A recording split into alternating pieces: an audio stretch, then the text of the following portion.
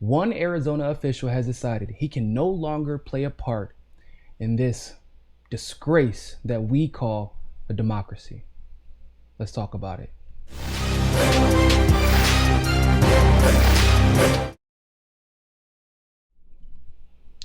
So a lot of states have been making adjustments and contemplating adjustments to their primary elections due to the coronavirus issue. However, some have been trying to take advantage of this to once again engage in voter suppression. I know, right? Once again, surprise, surprise. Uh, However, one election official showed some raw emotion once he walked off the stage in the middle of pitching what one would only assume to be lies and excuses to the public about why their voting machines would be cut into a third, and which would, of course, increase the amount of lines and all the issues that we've seen in all the other primaries that Bernie was actually pegged to win. Let's talk about it. Thank you, Mr. Chairman. So I just want to let everyone know that we've been working very diligently the last several months to implement the Board of Supervisors approved Election Day and emergency voting plan. But in the last several weeks, there have been some issues with us being able to identify enough supplies, whether those be cleaning supplies, and then we also had some polling locations fall out over the last few weeks. So last night with the board, we made the board made a decisive action to approve a plan and give me the direction to be able to reduce the number of voting locations that we would then be able to provide those voters and those voting locations with the supplies they need, those cleaning supplies, those sanitation supplies that we can then disinfect those high-touch surfaces in those polling locations. So those voters, if they wanted to vote in person, they'd be able to have that polling location be available to them, and then our poll workers would be able to make sure that all those high-touch surfaces were cleaned.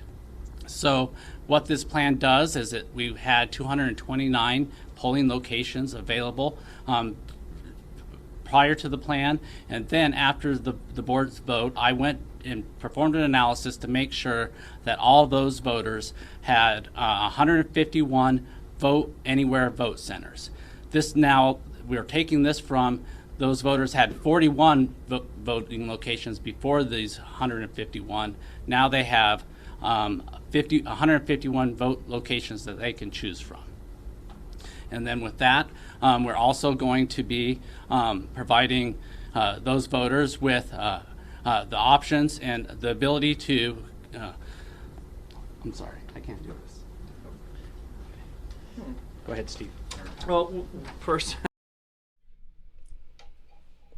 Wow. I think it goes without being said that the man was nervous the entire speech. It sounded more like rambling. Like I said, rambling and excuses more than actually giving legitimate reason as to why there's a reduction in voter polls or election polls. If you listen to his explanation, like listen to the substance of it. He said we had to reduce the amount of machines and locations because we couldn't get enough cleaning supplies. So if we reduce the amount of machines and locations, we can then equip those locations with enough cleaning supplies. Bro, okay, so let me be very clear about something. You are the state government of Arizona. If you need cleaning supplies, go to Walmart. Like, let's be real. A lack of cleaning supplies is a pretty easy solution, especially, when you can get them months in advance or weeks in advance. It's a solution. It's an easy solution to come by. And yet he was told that he has to tell the world that that's not the case. And of course, like I said, you can hear it in his voice. He didn't believe that either. And he didn't expect us to. But when he walked off that stage, he said, I'm sorry, I can't do this. I can't do this. That was powerful. That was powerful. Because for so long, many of us have been waiting for somebody to just, I guess, to let down their poker face. That's basically what we have been waiting for.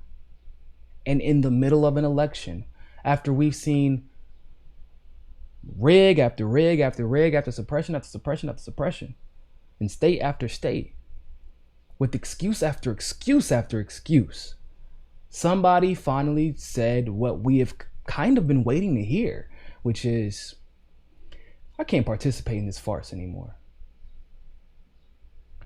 Now, so far, I haven't been able to locate this particular official's name. I'm hoping that we can find it, and I'm hoping that we can interview him, because that would be, I mean, I would love to know why he felt that way. But it wasn't like he was sick and coughing. It was like, oh, I can't do this. I'm not feeling well. No. He was pissed, or rather upset, or nervous, or ashamed, or all of those things. But one thing is for certain. Clearly, someone is trying to pull the wool over our eyes. And the only thing that we can hope is that more people who have been asked to participate in this farce of an election come out and be brave. Like this man, just walk away. Say, I'm not going to do this. And then hopefully subsequently blow the whistle on all the issues that we have seen. Massive discrepancies in exit polling. Reduction in voting machines, like in California, for example, where UCLA only had about 16 voting machines for 25,000 students, and other people who went to those locations in addition to 25,000 students. I mean, this is what we're seeing. And it's about time someone with some power, with a microphone, just, you know what? Nah, I'm not doing this. We need more people to do this, please. We'd love to know what your thoughts are about this. Leave a like and a comment below. But always remember, more than anything else, people, find your balance. Peace. Don't forget to hit that subscribe button and hit that notification bell if you like that segment of Mi Casa es Su Casa. Of course, if YouTube is giving you trouble, as it always does, you can download the Rockfin app and follow us there. Also, if you want to continue to help our show grow, you can help us reach our goal of 500 patrons on Patreon and donate as little as $1. Really, anything helps.